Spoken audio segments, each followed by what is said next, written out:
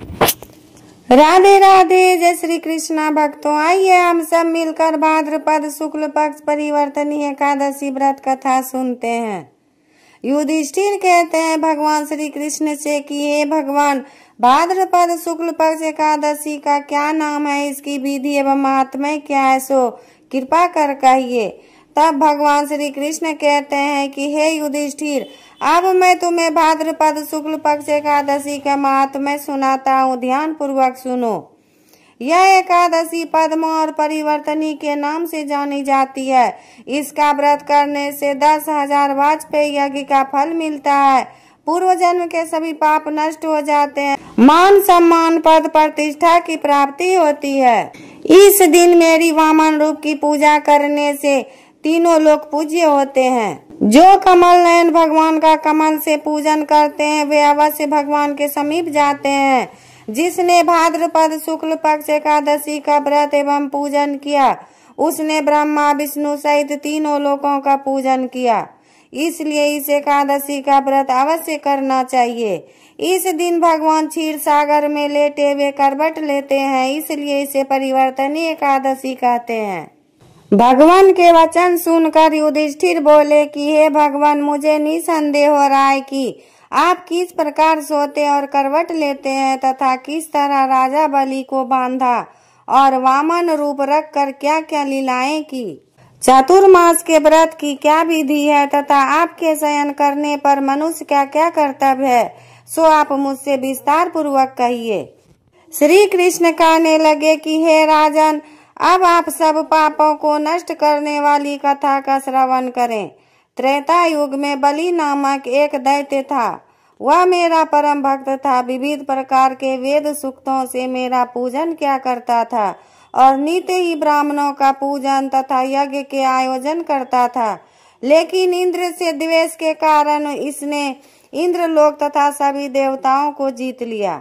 इस कारण सभी देवता एकत्र होकर सोच विचार कर भगवान के पास गए। बृहस्पति सहित इंद्रादिक देवता प्रभु के निकट जाकर और नतमस्तक होकर वेद मंत्रों द्वारा भगवान का पूजन और स्तुति करने लगे। अतः मैंने वामन रूप धारण करके 5वां अवतार लिया और फिर अत्यंत तेजस्वी रूप से राजा बलि को जीत लिया। इतनी वार्ता सुनकर राजा युधिष्ठिर बोले कि हे जनार्दन, आपने वामन रूप धारण करके उस महाबली दैत्य को किस प्रकार जीता। श्री कृष्ण कहने लगे, मैंने वामन रूप धारी ब्रह्मचारी बलि से 3 पग भूमि की याचना करते हुए कहा, ये मुझको 3 लोक के समान है और ये राजन या तुमको अवश्य ही देनी होगी। राजा बलि ने से तुच्छ याचना समझकर 3 पग भूमि का संकल्प मुझे दे दिया और मैंने अपने त्रिविक्रम रूप को बढ़ाकर यहाँ तक कि भूलोक में पद, भुवर लोक में जंगा, स्वर्ग लोक में कमर, महालोक में पेट, जनलोक में हृदय, यमलोक में कंठ की स्थापना कर सत्यलोक में मुख, उसके ऊपर मस्तक स्थापित किया। सूर्य चंद्रमा आदि सब ग्रहगण, योग नक्षत्र, इंद्रादिक देवता और शेष आदि सब नागगणों ने विविध प्रकार से वेद सूक्तों से प्रार्थना की। तब मैंने राजा बलि का हाथ पकड़कर कहा कि हे राजन, एक पद से पृथ्वी, दूसरे से स्वर्ग लोग पूर्ण हो गए, आप तीसरा पग कहाँ रखूं। तब बलि ने अपना सिर झुका लिया और मैंने अपना पैर उसके मस्तक पर रख दिया, जिससे मेरा वह भक्त पाताल को चला गया।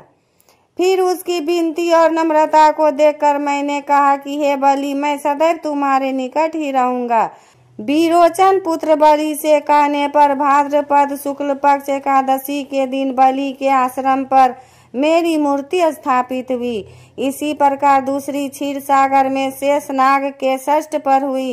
हे राजन, इस एकादशी को भगवान शयन करते हुए करवट लेते हैं, इसलिए तीनों लोकों के स्वामी भगवान विष्णु का उस दिन पूजन करना चाहिए। इस दिन तांबा, चांदी, चावल और दही का दान करना चाहिए। रात्रि को जागरण अवश्य करना चाहिए। जो विधि पूर्वक इस एकादशी का व्रत करते हैं वह सब पापों से मुक्त होकर स्वर्ग में जाकर चंद्रमा के समान प्रकाशित होते हैं और यश पाते हैं। जो पाप नाशक इस कथा को पढ़ते हैं या सुनते हैं उनको 1000 अश्वमेघ यज्ञ का फल प्राप्त होता है। इस प्रकार भाद्रपद शुक्ल पक्ष एकादशी परिवर्तनीय एकादशी व्रत कथा संपूर्ण हुआ। राधे राधे। जय श्री कृष्णा।